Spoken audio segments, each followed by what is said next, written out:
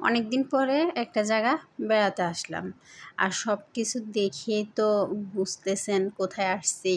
সাজগোজ আর খাবার দাবার দেখে, মানে জাঁকজমক দেখে এগুলা বলতে হয় না, দেখলে বোঝা যায় কোথায় আসছে বা কি চলতেছে বা কি। আসসালামু আলাইকুম, কেমন আছেন সবাই?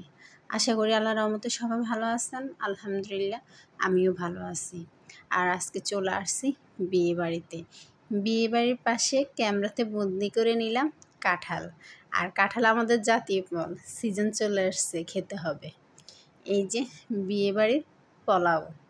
আর বিয়ে বাড়ির পোলাওগুলা কিন্তু এরা রান্না করে কিভাবে জানি না, এত ঝরঝরে হয়, মানে দেখতেও খুব সুন্দর লাগে, খেতে তো স্বাদ লাগে, কিন্তু দেখতেও ভালো লাগে।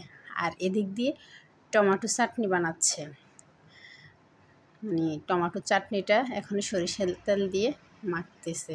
আর এটা মাছ ভর্তা, তেলাপিয়া মাছের ভর্তা করবে, তার জন্য এটা রেডি করতেছে।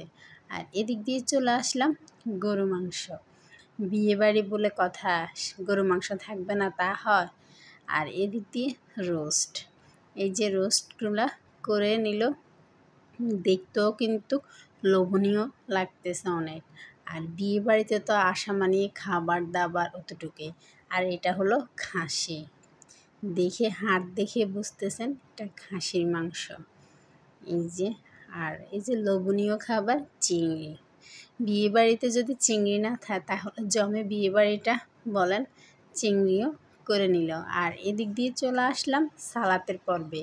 এই যে সালাদগুলা কেটে নিচ্ছে, খুব দ্রুতভাবে সালাদগুলা কাটতেছে। আর এই যে সবগুলা সালাদ নিয়ে একসাথে রেডি করতেছে।